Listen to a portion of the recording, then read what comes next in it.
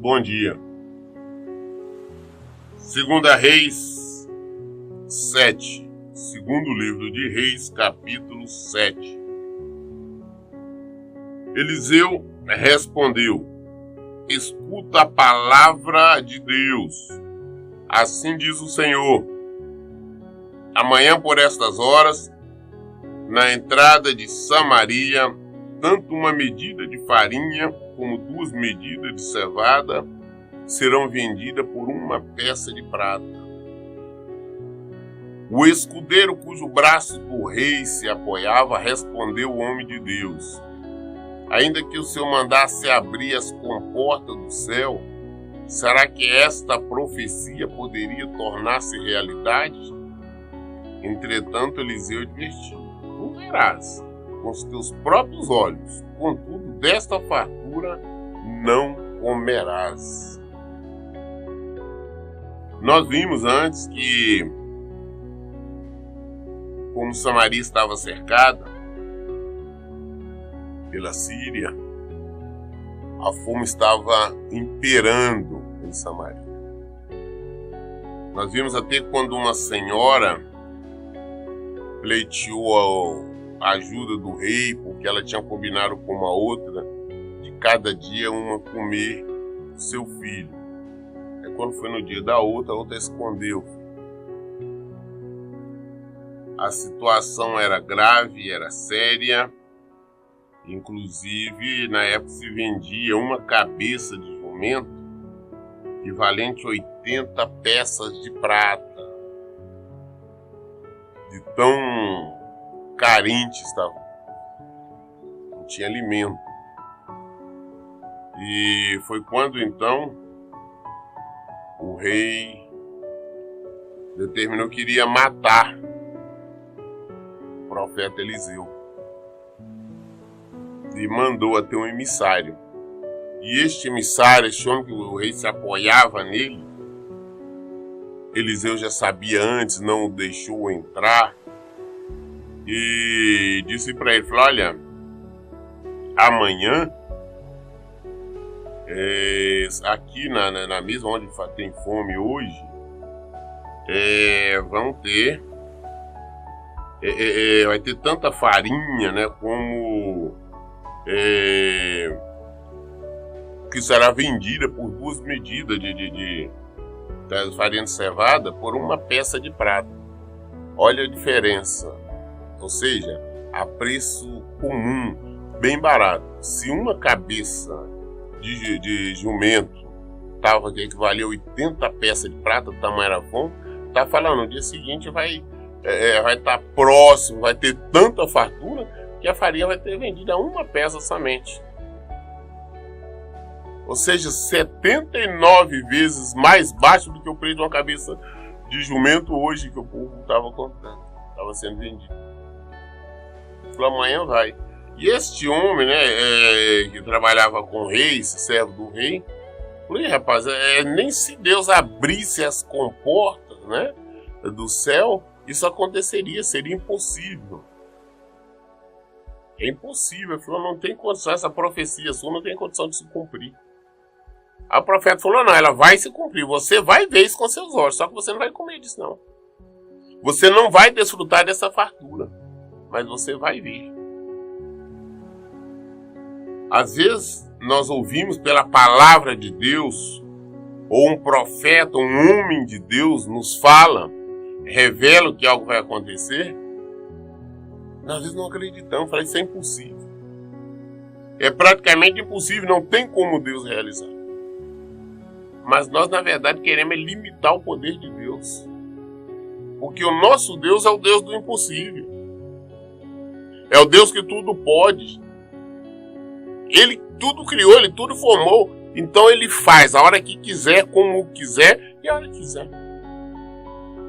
Tinha fome, todo mundo cercado pelo exército, Samaria totalmente cercada, fome, doença, tudo ele imperando, não tinha comer, não tinha nada. Falou, amanhã vai ter fartura. servo do rei do Rio. Falou, não, tudo bem, você vai ver, não vai comer. À porta da cidade estavam 4 leprosos, os quais disseram entre si, por que ficamos aqui à espera da morte? Se resolvermos entrar na cidade, morreremos lá, porque a fome reina lá dentro. Se ficarmos aqui, morreremos da mesma forma. Vamos-nos, pois, e passemos para o acampamento dos arameus, a fim de nos rendermos e nos deixarmos viver. Se deixarmos viver, viveremos. E se nos matarem, morreremos. Os leprosos se mantinham, naquela época, à distância. Os leprosos não podiam conviver com as pessoas, mesmo porque era uma determinação da lei e Deus tinha sido determinado exatamente para proteger o povo, para evitar o contágio. A lepra é extremamente contagiosa, não mais hoje, porque é controlada, assim que descobre a doença, é controlada com medicamentos, e as pessoas que estão sendo tratadas não correm risco de passar essa enfermidade, essa doença à frente. Então eles levantaram, estavam na porta da cidade por lá de fora. Falou, olha, se nós entrarmos na cidade, nós vamos morrer de fome. Lá não tem nada para comer. Eles estão morrendo de fome lá dentro. Se nós ficarmos aqui fora, nós vamos morrer de fome também. Então vamos nos render aos arameus, ou seja, aos sírios, não entregar. Se eles nos matarem, nós morreremos, porque de toda forma nós vamos morrer mesmo. Ou então que deixem-nos viver. Não temos escapatória. A única solução nós é irmos lá para o arameu e nos entregarmos. Vamos nos render a ele. Se eles permitirem que nós vivemos, glória a Deus, senão vamos morrer. É mais ou menos assim, eles já estavam aceitando passivamente a morte. Se nós entrarmos na cidade, lá a fome está imperando, nós vamos morrer. Se ficarmos aqui, vamos morrer. E a única salvação é nos entregarmos aos sírios, aos arameus. Ou eles nos matam ou deixam viver. Eles estavam sem esperanças. Assim que a noite caiu, eles se dirigiram ao acampamento dos arameus. Quando chegaram às proximidades do acampamento, observaram que não havia ninguém ali, pois o Senhor tinha feito os arameus ouvirem um ruído de um grande exército com cavalos e carros de guerra, de modo que comentavam uns com os outros, o rei de Israel deve ter contratado os reis dos hititas e dos egípcios para marcharem contra nós. Sendo assim, a fim de salvar as suas próprias vidas, os sírios fugiram ao anoitecer, abandonando todos os seus pertences, tendas, cavalos, jumentos, deixando o acampamento como estava. Aqueles leprosos, portanto, chegaram às imediações do acampamento e entraram numa tenda. Depois de terem comido e bebido, levaram de lá prata, ouro e vestes, que foram em seguida esconder. Retornaram mais tarde e entraram em outra barraca e tiraram de lá despojo, igualmente esconderam. Anoitecer, então, os 4 leprosos resolvem ir ao acampamento dos sírios, dos arameus, para se entregar. Só que chegam no acampamento e não encontram ninguém. Não veio ninguém. E por que não tinha ninguém? Porque Deus tinha feito com que esse sírio, esse arameu, ouvisse um barulho ensurdecedor, como se fosse uma cavalaria, como se fosse, por exemplo, o exército tivesse vindo atacá-los. E eles entenderam que o rei de Israel tinha contratado os hititas e os egípcios para os atacarem. Então ele falou, diante de tão grande exército, resolveram fugir. Correram, mas fugiram às pressas e abandonaram tudo que estava ali no acampamento. Como eu já tinha explicado, naquela época, quando se ia à guerra, eles iam com propósito, não é de uma guerra, eu vou hoje para vencer. Ficavam tempos, meses, anos, por tal motivo. Montavam-se acampamento, levavam muita quantidade de alimentos, de água, era suprimento. Até hoje nós sabemos que guerra se vence com suprimento. Então eles levavam muito suprimento para ter condições de permanecer o tempo que fosse necessário. Levavam um cavalo, era quase como se fosse uma mudança. armavam suas tendas. Então, muito bem, quando esses 4 leprosos chegam, vão na primeira tenda, não tem ninguém. Então eles vão, comem, bebem, e apanham várias coisas, inclusive ouro, tudo mais, e pegam aquilo e escondem. Volta novamente, apanham mais objetos, né, valiosos, e escondem novamente. E então disseram depois entre si: não está certo o que estamos fazendo. Hoje é um dia de boas novas e nós estamos calados. Se esperarmos até raiar o dia de amanhã, com certeza algum castigo nos sobrevirá. Vamos, pois, levemos essa grande notícia ao palácio do rei.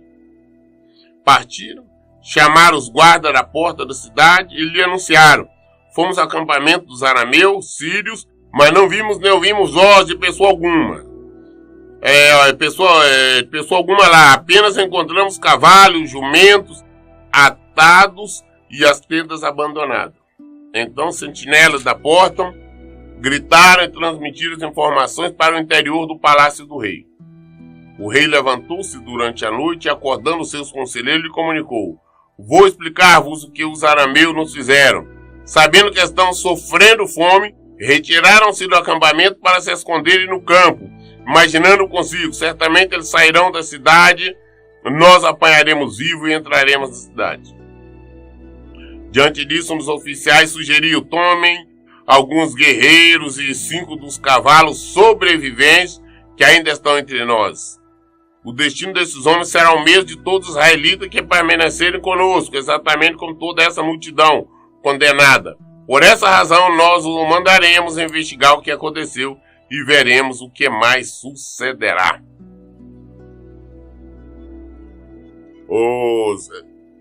Esses 4 leprosos apanhando as coisas, de repente um caiu em si e falou: espera aí, hoje é dia de boas notícias. O que é que nós estamos fazendo? Se nós ficamos só com isso, só para nós, até o dia de amanhecer, com certeza vai acontecer algum castigo com nós estamos errados. Temos que levar boa notícia para todo mundo, sabendo que o povo está morrendo de fome. Aí ele foi até a porta da cidade, porque ele não pode estar em contato com o povo, como nós já dissemos. E ele gritou ali, os guardas, falou: olha, nós fomos até o acampamento, encontramos vazio, não tem ninguém, entramos nas tendas. Estes guardas gritaram para outros e até a notícia chegar no interior do palácio, onde o rei foi acordado. E ao ser informado, o rei falou: não, isso é armadilha. Estão armando para nós.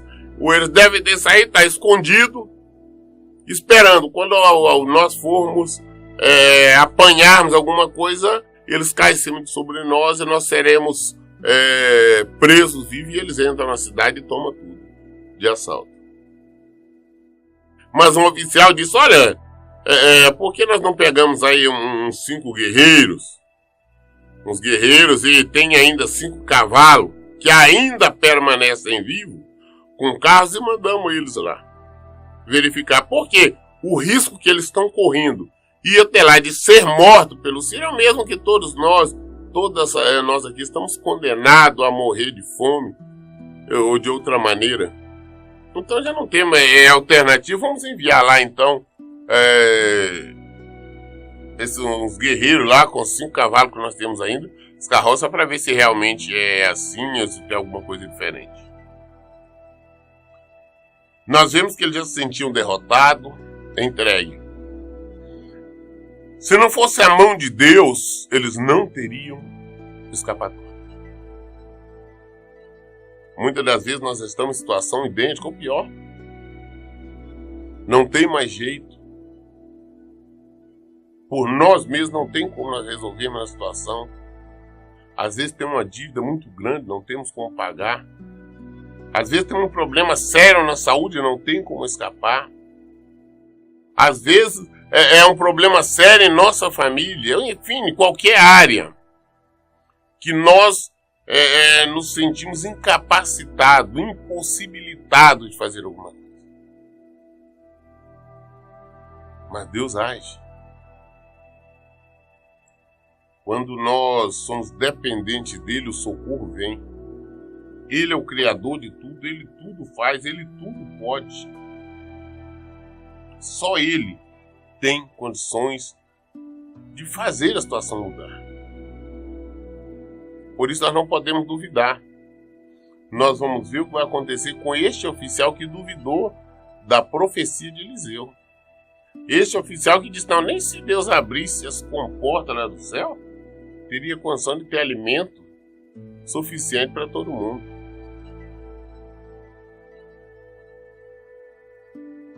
Assim tomaram 2 carros de guerra com seus cavalos, e o rei os enviou atrás do exército dos arameus, ordenando aos condutores, ide e vede tudo quanto se passou.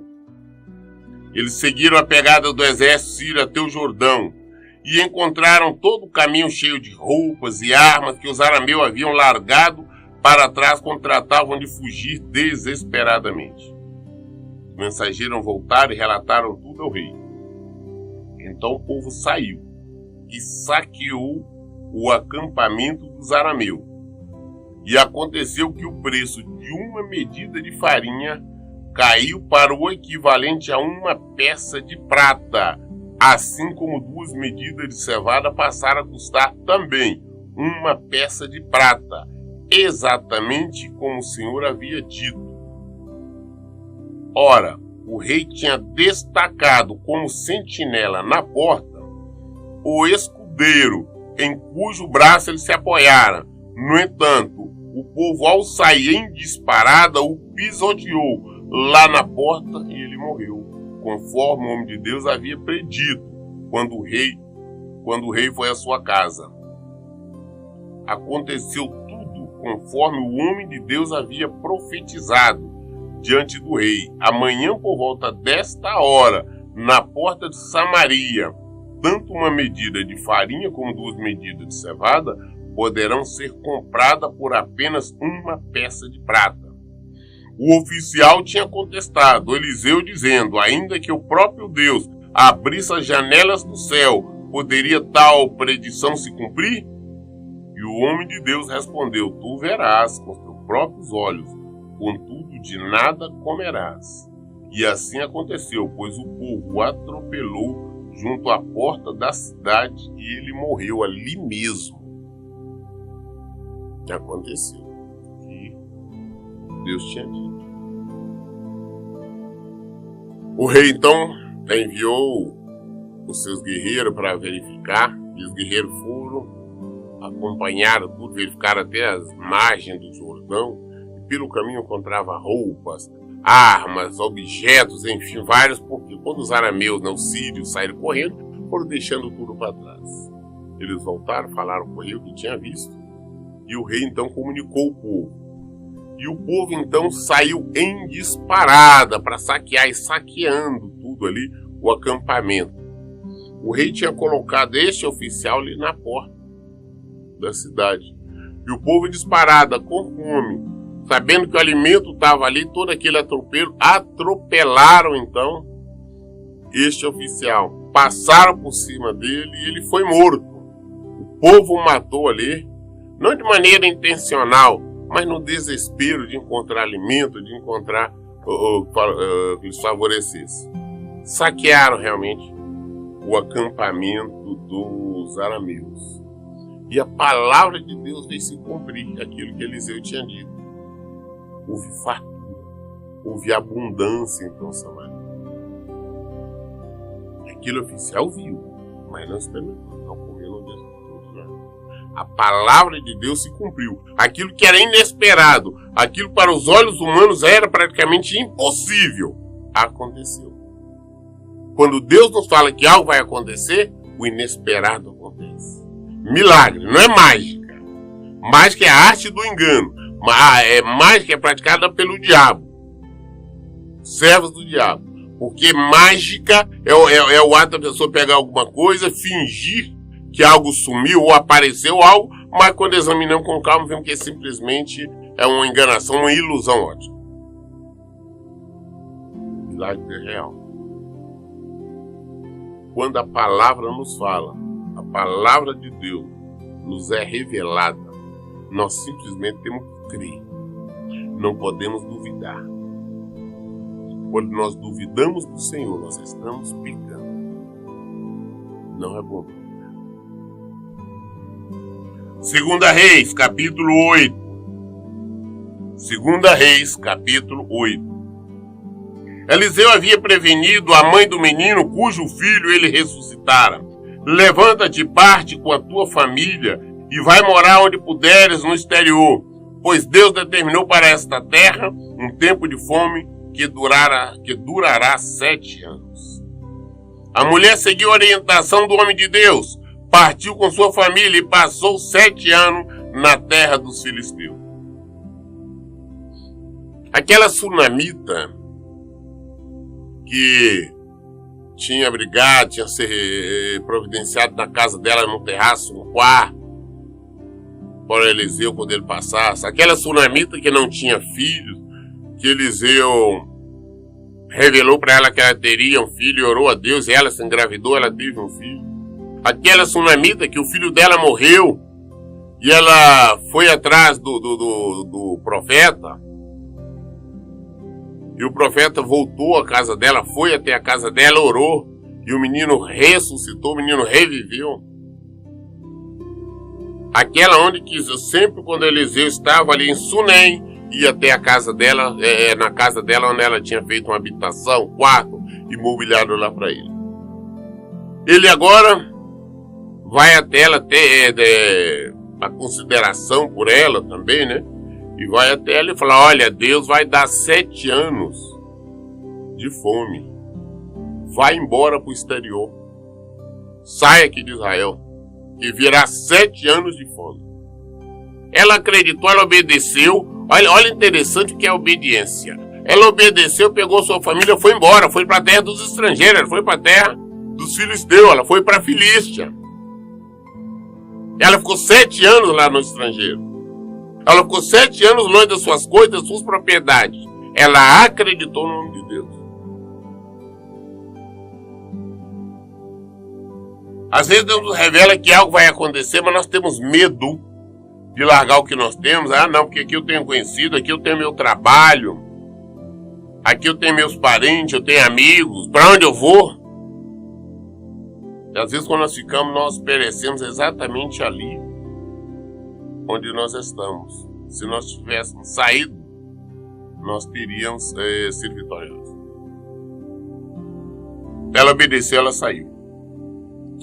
Ao cabo de 7 anos, ela retornou da terra dos filisteus e foi fazer um apelo ao rei por sua casa e seu terreno.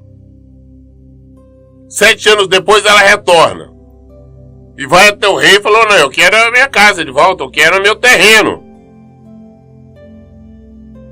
Eu abandonei, tive que sair para a fome, agora eu quero minha casa. Ela foi ao rei pedir as coisas dela de volta.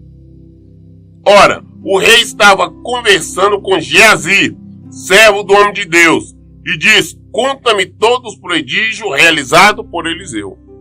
Na hora, no dia e hora que ela vem buscar, cobrar do rei a devolução dos seus bens, dos seus patrimônios, é justamente na hora que o rei estava conversando com Geazi, aquele servo do rei, aquele servo de Eliseu, que estava leproso.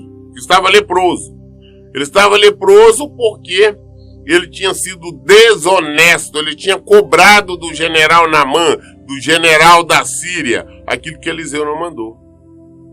Aquilo que Deus não tinha determinado, e Deus tinha dito. Então, a lepra está aí na mão, passa para você. Então, Geazi já não estava mais com Eliseu. Estava leproso. E o rei, sabendo disso, sabendo de tudo que Eliseu tinha feito, chama Geazi e fala, me conta tudo que Eliseu fez, os prodígios, você trabalhava com ele, me conta as façanhas de Eliseu. Quando ele está justamente ali conversando, Eliseu contando as coisas, essa mulher está na porta da cidade, na porta do rei, clamando pela devolução do patrimônio. Enquanto Geazi estava justamente contando ao rei como Eliseu havia ressuscitado o menino, a própria mãe chegou para apresentar sua petição ao rei, a fim de retomar posse da sua casa e propriedade. Então Geazi exclamou, Senhor meu rei, aí está a mulher, e aí está seu filho que Eliseu ressuscitou. O rei pediu para que ela contasse o ocorrido, e ela confirmou todos os fatos. Então o rei mandou que um eunuco acompanhasse, e ordenou a este que lhe seja restituído tudo o que lhe pertence, todos os rendimentos do terreno, desde o dia em que deixou a terra até agora. Quando Geazi está contando para o rei tudo, relatando tudo isso, ela está ali com o filho, cobrando a devolução das coisas. Aí Geazi, olha, está falando aí justamente essa mulher aí. Olha, o menino foi ressuscitado, é esse ali. Esse menino foi ressuscitado por Eliseu. Essa aí é a mãe dela, foi o caso que eu estava lhe contando. O rei então procurou a mulher, falou, vem cá, é verdade, como é que é essa história? E ela contou toda, mostrando exatamente aquilo que Geazi tinha falado. Contou a história de como Eliseu, usado por Deus, tinha ressuscitado o filho dela. Ao ouvir toda a história, o rei falou, olha, chamou então o oficial, que é eunuco, já disse, quando falamos na Bíblia eunuco, tem dois sentidos. Pode ser oficial, um oficial do rei, ou eunuco, aquela pessoa como que era castrado e tomava conta do harém do rei, das mulheres, das concubinas do rei.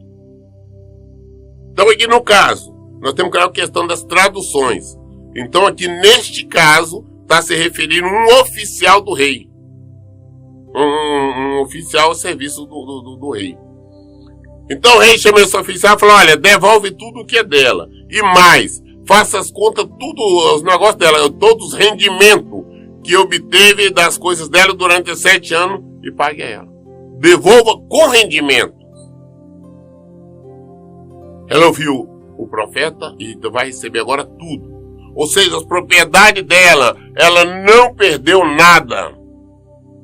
Muito pelo contrário. Todo o rendimento, tudo que ela está recebendo agora com juro e correção monetária.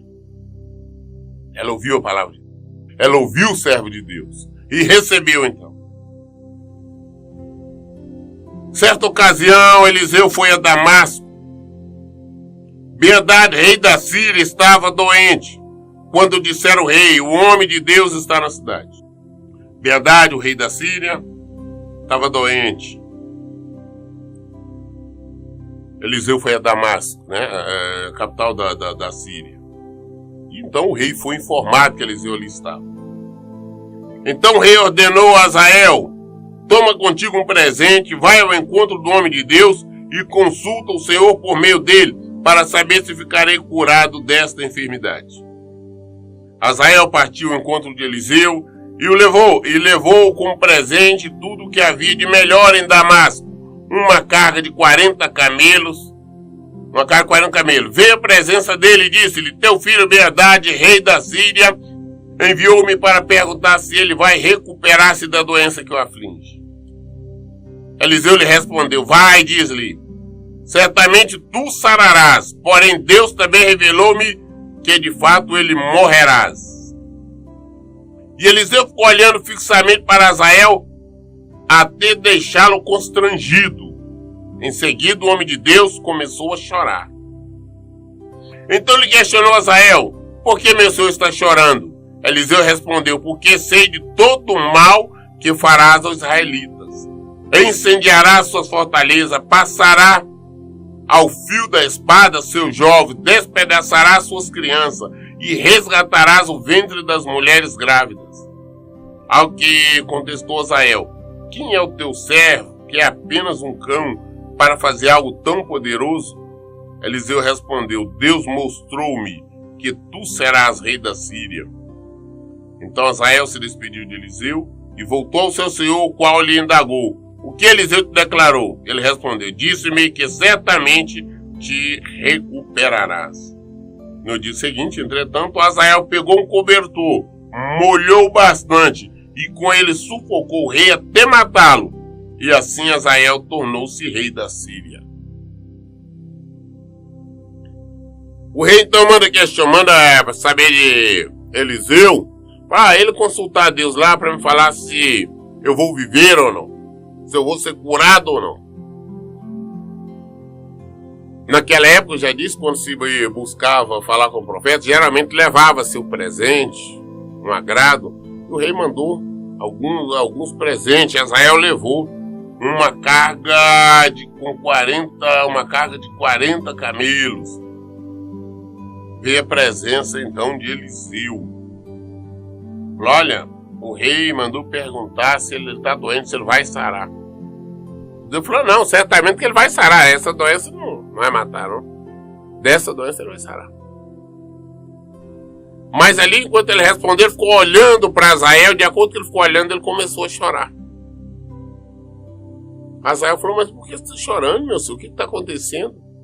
Ele falou, não, porque Deus está me mostrando o mal que você vai fazer a Israel.